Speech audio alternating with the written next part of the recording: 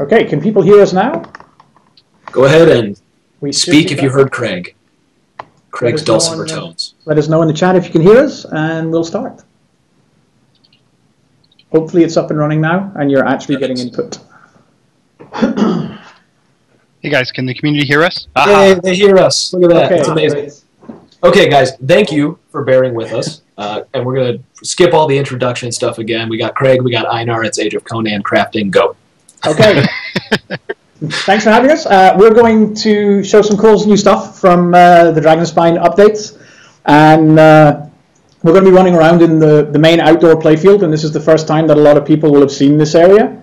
Our cool little character here, she's wearing some of the new gameplay armor that players will be able to earn through gameplay in the playfield. I think this is the heavy set, I know. Yeah, if I'm not mistaken. And so this is actually a very large playfield, one of the largest we've made in quite a while.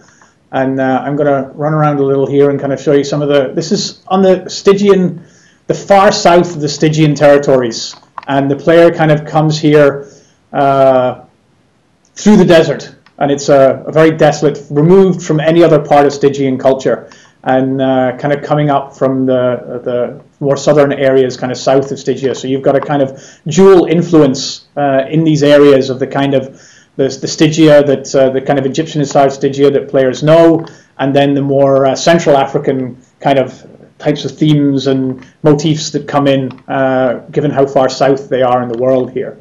And we're just going to walk up into one of this first kind of camp that the players come to. And a lot of the gameplay around Dragonspine is based around this kind of lost civilization that was out here in the desert that kind of no one knew existed. And so you've got some guys that will become very important to storyline. They're excavating here and trying to figure out what secrets lie buried beneath the sands. So you've got some very odd-looking ancient architecture, which some of you will have seen hints of before if you saw the last stream where we showed you one of the dungeon areas from Dragonspine. But again, you see the larger structures overground here and the spines off in the distance. This is a huge playable area that players will get to walk around and discover, and the outdoor questing will all take place in this brand new area.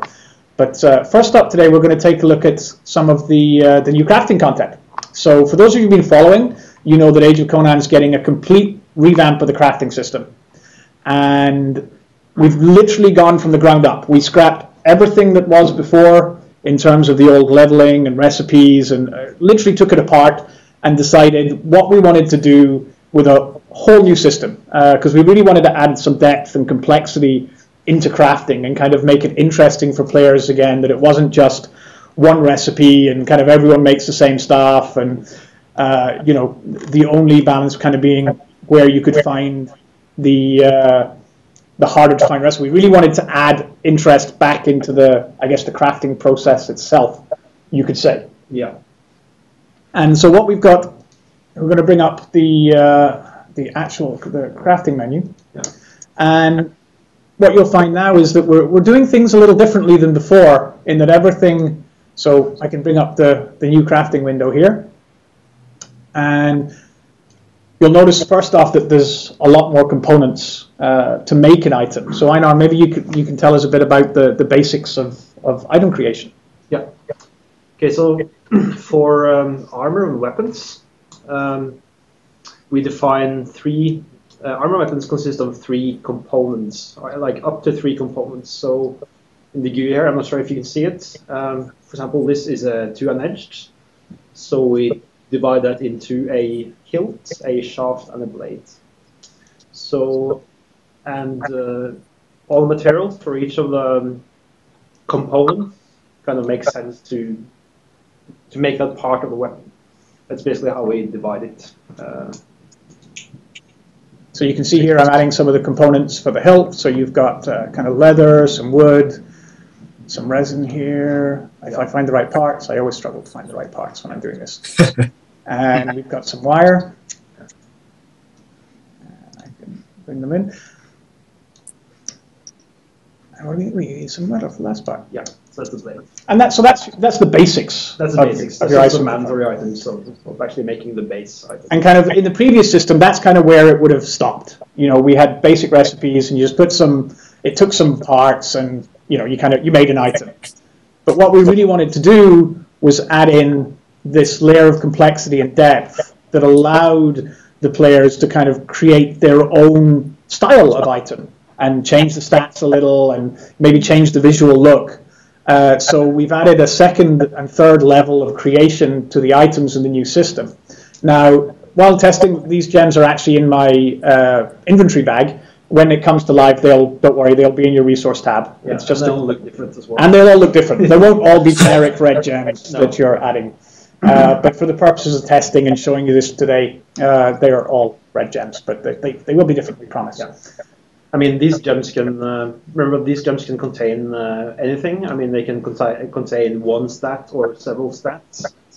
And you can combine these 3 gems into... these 3 gems define all the stats on the item. It's not just something you slap on and then get +1 in, for example. It defines the item. And also the order of the items. Yes. So what you find is you can actually get bonus stats to the process by, if you have these 3 gems, and let's call them A, B, and C. If you put them together as A, B, and C in that order, you'll get a certain bonus added to the item. Mm-hmm. But maybe if you use CBA as the order in which they're placed into the interface, you'll actually get a different bonus. So a lot of the true art in creating the new items will be for the players discovering the kind of orders and the different sequences in which they can put even the same ingredients to try and figure out the most optimal type of bonus that they want for the item that they are trying to craft. So there's actually a nice bit of experimentation, finally, in the crafting system. Correct. Yes, that's the That's point great. of the gem system. It's experimentation. Yeah. So and we won't broadcast it to players, and there won't be any. I'm sure players will create guides online, but there won't be anything in the game that tells you this is what you absolutely have to do. No. And there'll be so many different gems available that there's really going to be so much depth here for the players being able to try and figure out what are the best combinations, and we'll have different rarities of gems as well. So, so some will be quite common, some will be very uncommon. And that'll mean a great amount of depth, and players actually being able to they might come across recipes that only they will realize, that only they've tried to put those 3 certain items together in that combination to give, the really nice stat add that they have. So when they're placing their items onto the market, they'll actually have this really cool ability to maybe be the only person on the server who's making that style of item. And their name will be attached to the item and everything, too? Yeah, that's possible, yeah. And then finally, it's also not the last part of the creation, because one of the things that players have talked to us about for a while is the fact that the new vanity system that we introduced with Tehran doesn't include weapons. And so in this system, what you're able to do is actually change the visual look of your item as well, based on different recipes that you'll pick up in the world, or themes that you'll pick up through regular gameplay. Yeah. That's cool. Craig and Einer, either one of you can answer this question. I guess when you really started off on the revamp, were you looking at these kind of set builds, or were you literally just saying, we want as much variety as a player, they want to be able to build the item they want and use it? What was your core philosophy behind it? I guess there's, first of all, Age of Conan have a vast amount of armors, visuals for weapons and armor. Right. And for players to actually craft items using the visual they want is something that is important. And of course, it's very important that players can customize their items stat-wise, and then they can experiment with stats on them.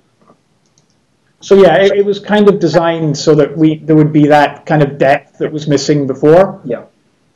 So cool. The Kenny, actually, I'm not going to say his full name. Sorry, Kenny. But he said the new patterns, are they going to drop in the old world zones as well, or just the new zones that are coming out? The new what? The patterns for these will drop all over the game world. Yes. There you go. Yes. All over the game world. Cool. I mean, it's important to stress that crafting won't be like the old crafting system is mainly Hyboria stuff. I mean, here we're extending crafting to raids, even stuff for hard modes in Kitai, and normal modes, and normal world blue Kitai, and so on. So I mean, crafting will be all around the game. Yeah, this is one of the major changes, and kind of one of the most important kind of, I guess, philosophical approaches that we took was that we wanted to integrate. We wanted to give crafting a reason to be part of all the other elements of gameplay, and because of the new gem system and the new ways that these recipes come together, and in particular the gems and where they can be placed, and the fact that we can effectively drop them anywhere we want in the game. They can, like Einer said, they can be a reward from the toughest raid boss in the game, or the easiest rabbit that's wandering around the Aglofen Mountains. Yes. You know, we're kind of not limited anymore in where we can place components for the crafting system. So it's actually unifying the whole game and kind of making there always be interesting areas where crafters might want to go and look for new ingredients that would have just been, you know, completely meaningless to crafting before. Yep. Now, hopefully, they're going to be found in a lot of very interesting places. Yeah. Interesting. Another question is about shards. Are they going to be removed from the game, or are they going to be used in the new system? Of course, we need to. They're going to be used in the new system as well. We can't just remove those. There's way too valuable to just remove. So we have a way to. You'll use those old items in the new crafting system to create either the same item or something potentially more powerful. Cool. Depending on the stuff you combine it with. Yes, depending on. I mean, yes. But so those we will keep in the new system as well. Yes. So you can see there the cool. You've got a very cool design for the sword, and if we look at another recipe, and I go back to my research tab, I can start to, if I can find the right pieces, test Craig's knowledge of the crafting system again. There we go. Okay, right. There we go. But I mean, for example, for raiders, for example, what we haven't mentioned yet is that we'll also have a deconstruction system. So if you raid and another piece of Hox armor drops, for example, you can deconstruct that into raid materials that you can then again use to craft raid items. So that's actually another part of the system that we haven't had before. Exactly. So there would be lots of more items in tier 1, 2, 3, 4 that you can use to craft raid items. That is quite important. That's very important. Yes. Hence the shards, they need to be there, or they will be replaced by something else, right? Yeah, so we don't want anyone to lose out. I think that's the most important thing to say. Yeah. Is, you know, whenever you do something as kind of, I guess, as fundamental as this and kind of go across the board and kind of sweep things away, we definitely don't want anyone to feel that we've completely shafted them by changing the system so much that their previous efforts are kind of undone. We want the people that enjoy crafting now to continue to enjoy crafting and, you know, enjoy it even more. We don't want them to suddenly stop and feel that you know, we've taken something away from them. We want them to be the kind of the pioneers, the people who are, you know, immediately taking this new system and seeing what cool stuff they can create with it. Yep. And, you know, the broader your group of friends and the more types of content that you are able to do, the broader the broader access you'll have to the component parts to be able to start to figure out, you know, how can I get that extra, you know, 2% crit rating out of my items from finding the right combinations? How can I find, you know, that extra bit of health in my gear? It'll put a lot of power into the crafters themselves. Whereas before we had kind of the old systems had defined everything. You know, even the best player couldn't get any more. You know, there was no room for a player to kind of eke out and find a secret area. You know, everyone that was they were making the same things. Yeah. And the result was the same for everyone. Another important element with this is the result won't be exactly the same every time. Yeah, exactly. So when it comes to materials and gems, for example, if I'm questing in Hyboria, let's say level 40 or 80 playfields. I mean, the materials and gems are pretty accessible. It's not something that you have to work that hard to get. At least the green stuff, right? But I mean, every time you craft something, the result won't be the same every time.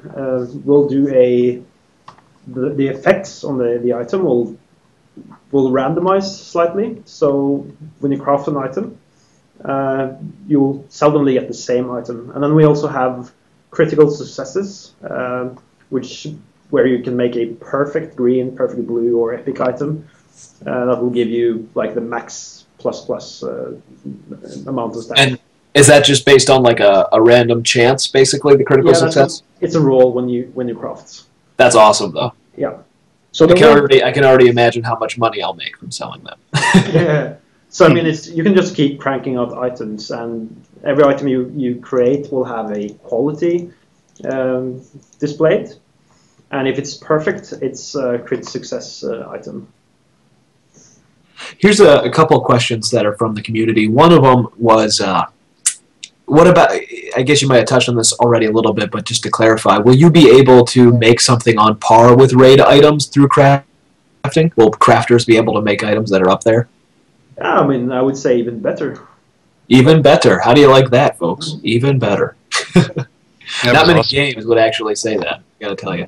Yeah, I mean, it depends on the recipes, you know. So maybe to make the absolute best item you can, you need, you know, maybe there's a component, there's different components that come from different areas. Yeah. So it won't be any longer just raiding or just PvP or just questing. There will actually be all these component parts that combine to kind of try and create, for you to be able to try and create the absolute best item that you know, that you can make for, you know, that specific sword or that specific slot.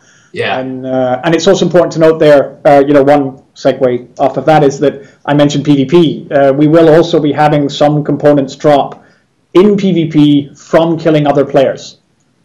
And are those components then specifically used for PvP, or can anything be turned into a sort of PvP type weapon depending on what you put into it? Those are specific for PvP weapons. Yeah. So if you're a PvP player, you'll get your PvP materials from PvP.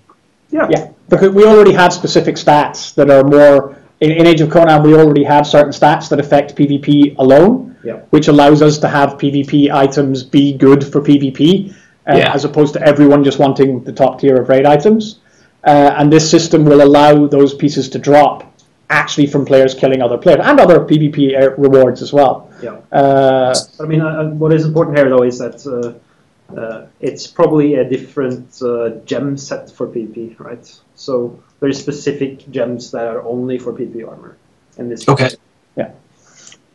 So that we can, you know, so that we keep, you know, the best PvP rewards for those that are actually earning it from PvP. Yeah. So attaching PvP gems to your armor piece will make it a PvP armor. So it's that simple.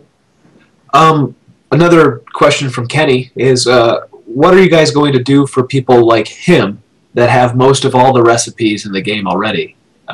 Is there anything that's coming to them, or is it a clean wipe where they have to start all over again? Well, I guess the old idea of recipes don't exist anymore. No. I mean, the important thing here, if you look at the new system, is you can learn how to make items with different visuals. So you can learn new visuals. So let's say if I have all the culture crafted recipes, when this goes live, we're planning to make it so that you will be able to make armor with that visual, right? So, like, if you already have the Hyperborean, you know, that cultural set. If you have a set or a one piece, then when the new system goes live, you will automatically you won't have to earn the visuals for that set. They will be in your selection. Yes. For when you craft that type of armor. So you can't make the old item, but you can make a new item that is even better with the gem system. And that you can use the old recipes you learn will kind of give you some head start in collecting the new visual recipes that allow you to change the vis look of the item that you've created. Yeah. Another important thing is, just to mention it, we don't have any crafting professions anymore either. I mean, the old system, you were capped to 2 professions. Here you can eventually learn everything. There's no, but of course, investing time in one profession, you'll probably focus on 2 or 3 professions in the progression. Oh, that's cool. Yes, so if you were an armor smith and gem cutter, for example, we will unlock stuff for you once this goes live. But after the system goes live, you'll actually be able to do everything, should you want to. Yes. That's kind of cool. I like that you're opening up the crafting system more. I think, at least from my opinion, crafting items should always be equal to raid items because you're putting the time and energy into the crafting. So I think that you guys are raising the bar for that is awesome. Mm-hmm. A lot of the guys are asking to see more than just the weapon crafting. Can you show an armor walkthrough real quick? I don't think that's set up in this build, unfortunately. No, they're not set up. But we can show some of the new armor, the new crafted armors themselves, the base varieties. Because what we actually did was we took the time with this update to rework some of the old visuals and get some new visuals into the game and kind of reuse some of the existing visuals that no one had a chance to use anymore. So what we are going through now is we can see some of the new updated base sets, which players can craft. I think this one we're getting into now is the full plate. But I mean, crafting a armor is the same as crafting a weapon. It's just slightly different components. Yeah. Right. There's no difference to the process. It's the same gems. It's right. So there we have the plate version. Everyone can see that. While we're showing this off, there's a few people that are asking a question about the architect recipes. Is there a plan for those? Are they changing? Will they not be changing? The architect recipes we're converting over to the new system, yes. Okay. How so? Can you elaborate a little more? I guess people are mostly thinking about decorations. Is that what it was? Yeah, it looks like. Will there be new styles, or will they change? How does it work? Hey guys, I think the stream is frozen. Everybody's saying they can't see the armor. Oh, really? Oh. Yeah. I see her moving right now. That's odd. I'm not seeing anything on my end. Okay. Yeah, a bunch of people are writing in that it's frozen. Okay. Oh, that's fine. Well, we'll restart it, guys. Hang tight. Okay. Do you want me to restart the thing again? Okay, guys. Tell us if you hear us. So we are live. Back up, and we should be live. I am going to do some dev deviousness, though, and I am going to change the time of day in the playfield so we can have some sunlight to see our nice armors by. There we go. What time of day do we? Let's have midday. There we go. It says live. We're coming back. I think we're back. I see an ad. That's a good thing. All right, guys. Welcome back. Sorry about that. Again, blame Twitch, not us. Yep. So we're back in live, and this is. I'm not sure how far we got through showing the armors before we cut out there. So this is the medium set, I think. Einer? Yeah, that's medium set. So there we go. This is another of the new base sets that'll be coming in with the new revamp. Trying to make even the most basic of items that players will create the base, give them an interesting visual look. Yeah, that's a basic look you get if you don't have any visuals. So. Yeah. So these are the kind of the default versions that you'll be able to make if you don't have, like I said, any of the cultural or any of the parts that are going to drop in the game world. And then we can swap out and we can see the light version here. They also will need to see the heavy again. I guess they never got to see those either. Okay, we can go. Oh, that's the. They want to know. Somebody wants to know if you guys thought about changing the color of different items, like different armor and stuff like that. Is that something that you guys could support? Yeah, we haven't put that in the hands of the players yet. We do. Technically, in the back end, we do have a lot of the technology required for mask tinting, and it is a feature request that's kind of on the backlog of things for the Dreamworld tech people. The Dreamworld engine, as most people know, but if you don't, it's not run by the individual teams here. So we don't get to choose like everything we get for Age of Conan, because Dreamworld is also supporting the Secret World and our other projects. So the ability to use mask tinting in the game is a request, and we could do it at some point in the future. It's definitely something we'd like to do. We do actually use it internally. We already used the tech to make sure that it was working when we've started to do the armors for Turan, and a lot of the different versions that you saw us be able to create of cloaks and armors, and the last set of armors that we did last year. Those were done internally with a kind of a mask tinting style system. But what it's not is backwards compatible. We'd never be able to add it to old armors. Gotcha. Because we have to literally recreate the armor and give it the right type of mask for players to be able to tint it. And the areas that are tintable have to be set up very specifically by the artists. So it's not something we could just switch on and all the old armors in the game would suddenly be able to be played with and changed color. But it is something we'd definitely like to do in the future. So it's on the future request list. It's the cursed thing about developing MMOs. Those lists are always really long. There's always far more things on them than we possibly have time to do.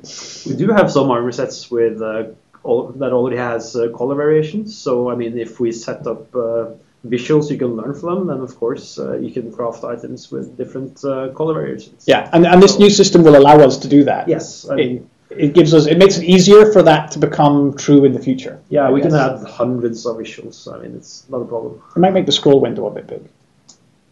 Hey guys, real quick, someone's asking a question that if they can have a way to create a very powerful weapon, does it go into some kind of recipe book? Is it, like, how do they retain the recipes? They will have to learn it themselves. You know, we didn't kind of put in anything that they. I guess what you're asking is the recipe saved anywhere? Yeah. Yeah. Oh, okay, I see. Does it expand the weapon tab there? I see. Yeah. Yeah. Okay. Yeah. I mean, crafting starts at level 20. So when you leave the Taj, you go to a city. You can pick up your basic crafting abilities there, and there you will, just by talking to an NPC, you will learn all the recipes for the first tier of Hyboria, right? So you will be able to make level 20 potions, armor, and so on. And then we'll tier it. So the Hyboria, the progression 1 to 80, 20 to 80 is divided into 4 tiers. So you basically unlock the next tier, which gives you the ability to make the next tier of results. But it'll never actually save. You know, if you're talking about the combination of those gems that you put in, those won't be saved. They're not. It's not. Oh, I see what you mean. It's not exactly a recipe like it was in the old system. Right. This is where the player's knowledge will come in, and it won't be saved as and do that again. No, those won't be saved. No. Yeah, players will have to know and memorize and learn which of the gems they want to put in which sockets. Yeah, but I mean, it doesn't mean if you don't get the right combination, it doesn't mean that your item is crap, right? It just it's still a good item. I mean, everything you craft should be useful, right? That's kind of the whole idea, right? Yeah. But I mean, it can always be better, right? You don't really need to memorize 300 recipes just so that you can level up the skill. The idea is to make something good right then and there. Yeah, exactly. Yeah, and there will, with the element of chance as well, of course, yes, there will be players trying to eke out that extra percent from doing the combinations and trying to find how they can get the absolute best result out of the system. And that's the kind of experimentation that we want players to experience and kind of want them to explore and try and figure out which combinations of gems give them the type of results that they're looking for. This is actually quite a huge playfield. I love running around in here, although I always get lost, and I have to go after the designer where my next quest point is. I'm also running around a little faster than normal, which is a cheater. Cheat. GMs have all these wonderful powers where we can, but it's allowing me to show the playfield a bit more, so it's in a good cause. A lot of people are asking about harvesting and natural resources. I guess they're saying, how is that going to change with the revamp? Is it going to be more open? More stuff's going to drop? More chances, the rate of percentage chance for stuff to drop? Are all those things going to be changed along with this? Everything's new in effect. We are in the process of repopulating every single playfield in the game with new nodes, with whole new drop tables. So, yeah, I mean, there'll be new nodes and plenty of nodes in the Autoplay Fields, both in Hybora and Kitai. First of all, I mean, the node types you have is stone, wood, and metal mainly. And then, of course, materials can drop from kills, loot tables in general as well. So, and yeah. So it's basically a whole new set of nodes. So everything that was before is no longer applicable, and there'll be a whole new set of nodes out in the wild for players to find, and the drop rates and all of that has been tweaked and poked, and we'll do them all. It's the same as the crafting system itself. It's been redone from the ground up. Cool. So you'll be able to make all of the items that existed before, but will there be a lot of new items also that players haven't been able to create before? Obviously, they'll be able to create them with different stats now, too. Yes, and effectively, they'll also be able, with this new system, that it kind of makes that a kind of everything is new, because the players will be able to change the stats and the visual looks. Yeah. So between the combination of those two things, every item they create, in effect, could be a new item. Yeah. Because before it was kind of, A plus B equals C. Yeah. And C was the same every time. If you look at the two-unedged, if you look at the two-unedged recipe here, this is a generic recipe for all two-hand-edged items. So if I make a raid item, I'll use the same recipe. If I make a level 20 item in Hybora, it will be the same recipe. The only thing that changes is the materials I put in here and the gems. So it's kind of the C is no longer the same every time. Yeah.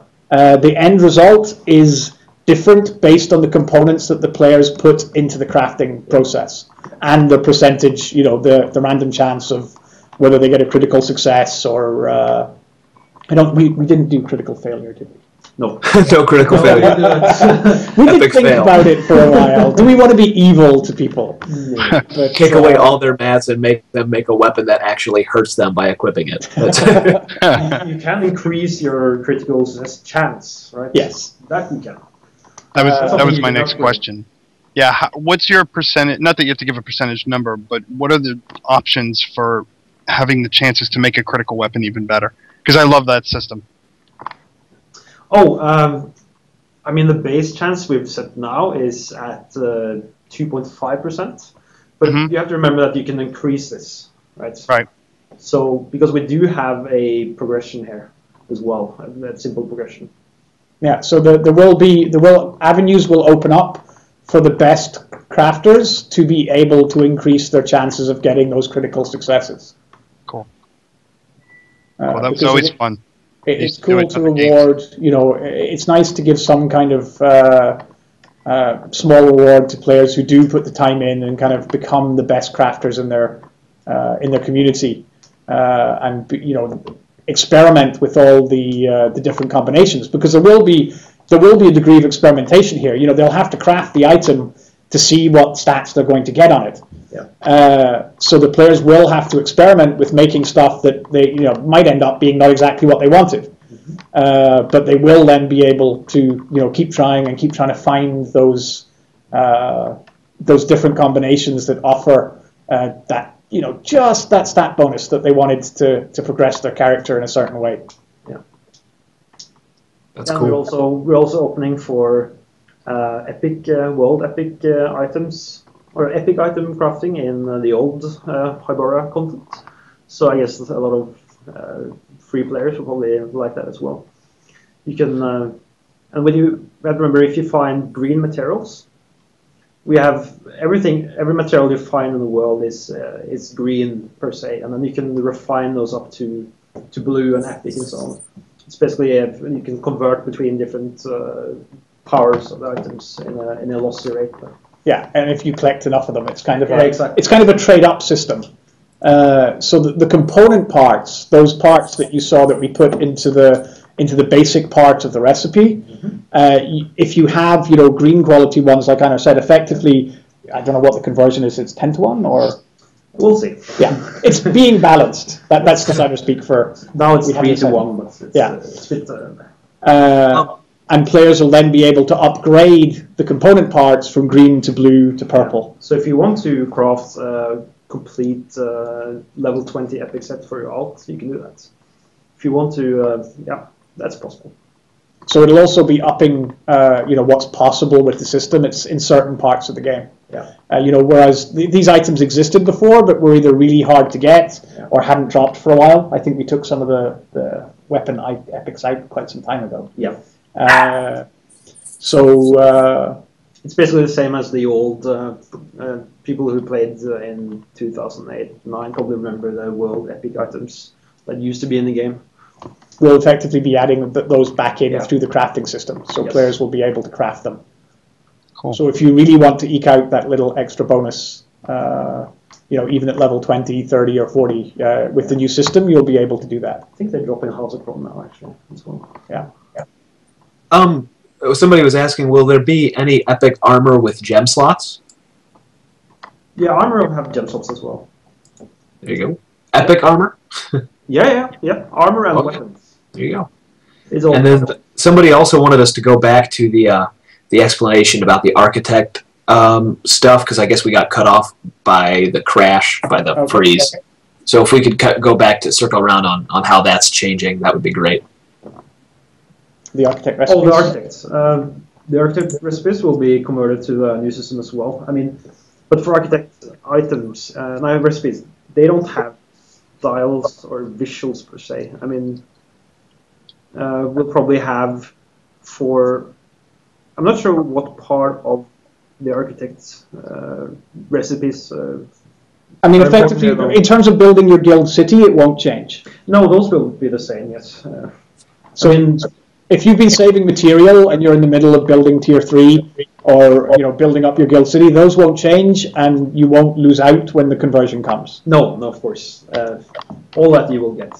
So the only thing that'll change there, I guess, is some of the component parts will come from different nodes. Yeah. Okay. So some of the different items needed will change. Well, they won't change, but they might come from different places. Oh, okay. Yeah. The nodes that you previously got them from will be in different places, because we're repopulating all of the harvesting nodes.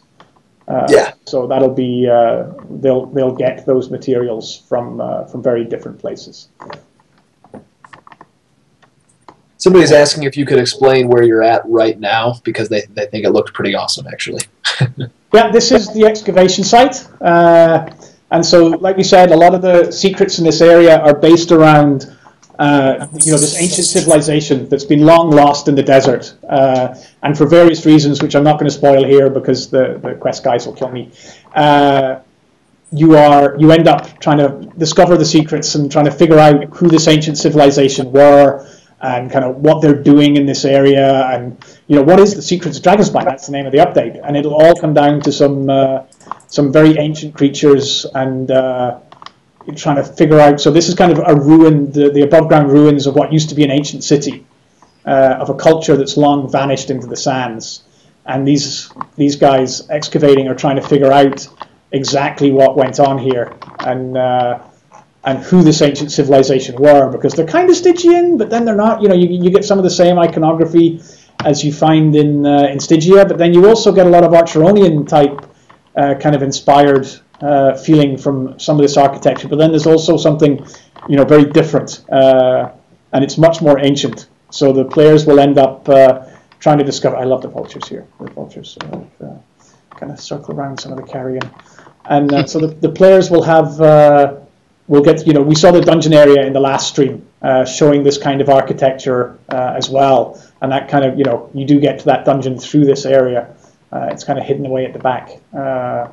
one of these locales and trying to figure out who it is and what dangers there are that you'll get to fight in this area, and kind of who what this ancient civilization was and what it meant, and which ancient evils are kind of stirring beneath the sands, because it's Conan, so we've always got to have some ancient evils hiding in there for the players to discover. It wouldn't be much fun without some ancient threat going to rear its head and try and dispose of mankind or enslave it.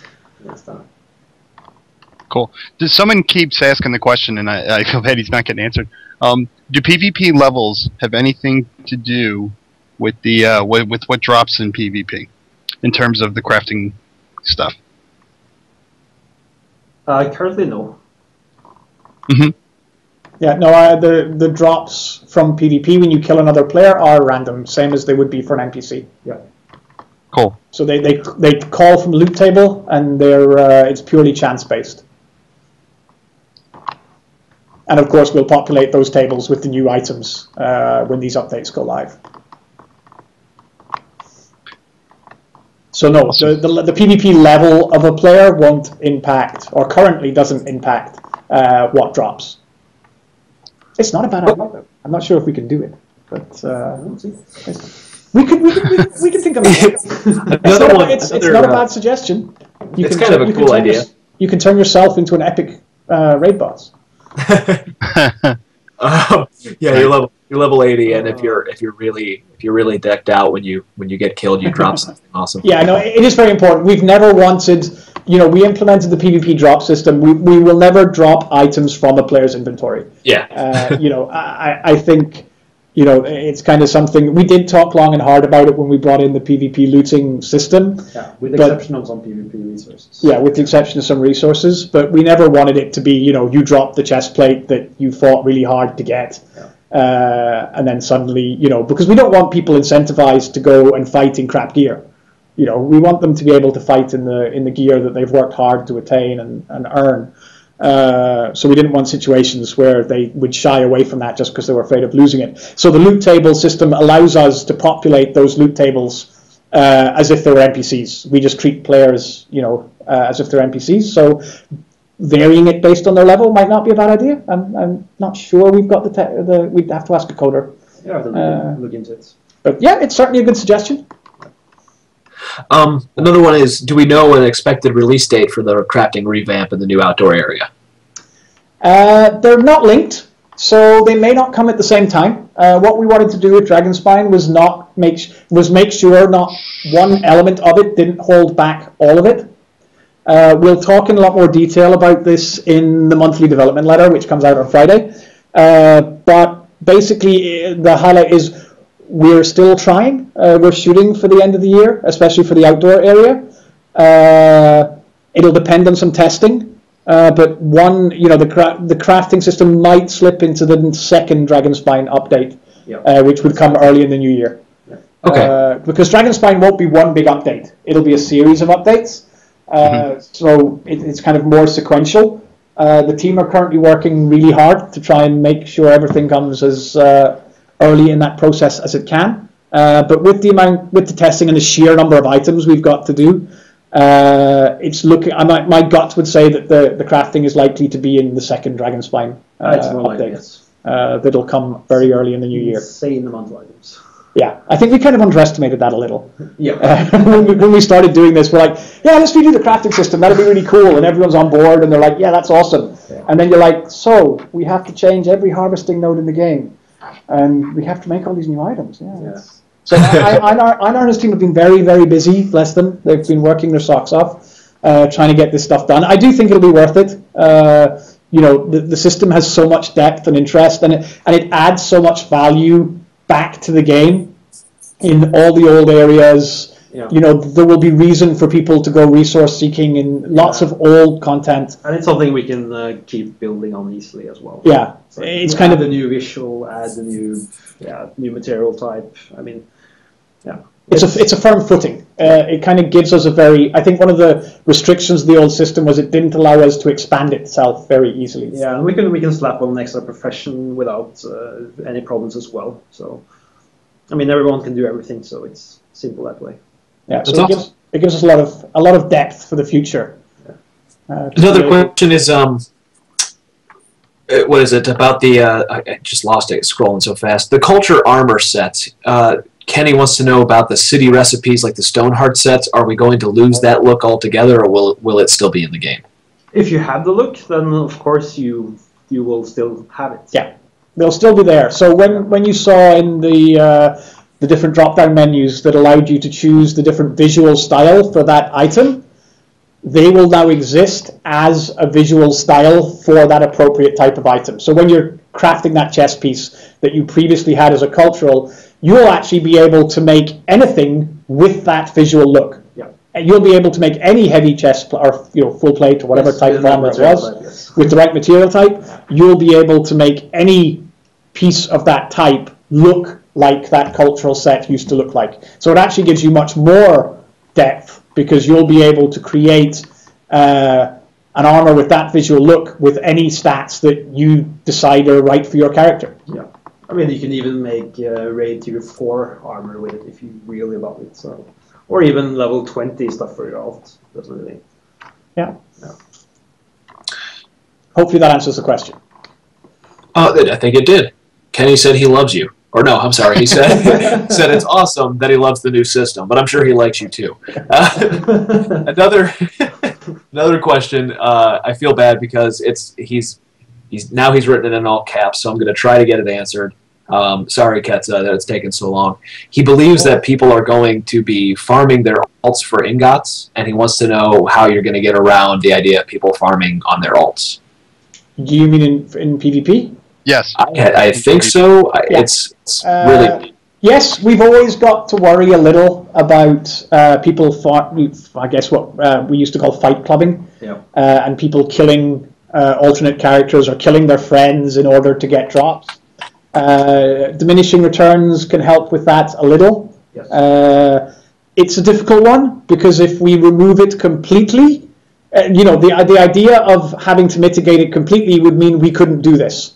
We couldn't add PvP drops if we were going to say, because someone might contrive to kill their friend again and again to try and get a drop, then we shouldn't do it at all. I'm sure players will always find some way to try and kill themselves, to try and get some drops. We will try and mitigate it with the diminishing return system, and making sure that if they do that, it won't be very efficient. It depends what we drop, though. I mean, there's other ways to obtain other items as well. When you need the base items and you need the gems, so not everything has to drop from the players. Yeah, so we can also put some in the faction vendors, for example, or for PvP tokens or things like that. But I think, we don't want to get to a situation where we just say, I think the players will always find some way to do that to a degree, and we just need to try and minimize it as much as possible, because I couldn't, sit here and, in all honesty, say, yes, we'll definitely stop that happening, because that's a surefire way for the players to find another way. There'll always be ways to exploit things.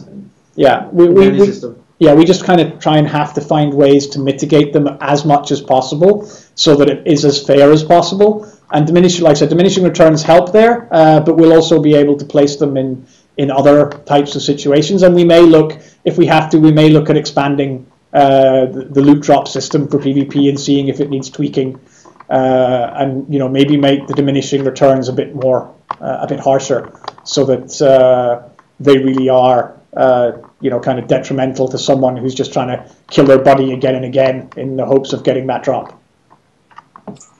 Cool. Perfect. I think that about kind of runs us out of time, actually. We're about at 7 o'clock. Is there anything else, Craig and Einer, you guys want to say before we end the stream? Just thank you to everyone. I think thanks. It's there's a lot of hard work going into these kind of two. This is the Dragonspine and the crafting update coming at the same time kind of ended up as an awful lot of work. More so than we thought, as we're trying to move towards these more frequent, smaller, free gameplay updates. This was a huge amount of work for the systems guys to pull off, and I'm very proud of how the team has been working through and getting the stuff ready for Dragonspine. It's a fantastic looking area again. It still blows my mind sometimes that we're a 5-year-old coming up on a 5-year-old game. I love how awesome the game looks and how much care and craft is put into creating this content, and I'm really looking forward to having the players explore it and get to play through it and find out exactly what is going on in Dragonspine. All right. Well, Awesome. Thank you. Thank you, Craig. Thank you, Einar, for choosing us to let us broadcast this brand new exclusive content. Thank you, all you viewers out there in the interwebs that Al Gore created, for watching it with us. And Nice, Bill. I mean, this isn't the last one. We got more of these live streams coming up. Craig and Einar and everybody will be back. We got more content to show you down the road. So just stay tuned. Okay, Yeah, thanks stay a lot, tuned, guys. Thanks Bye. so much. Thanks.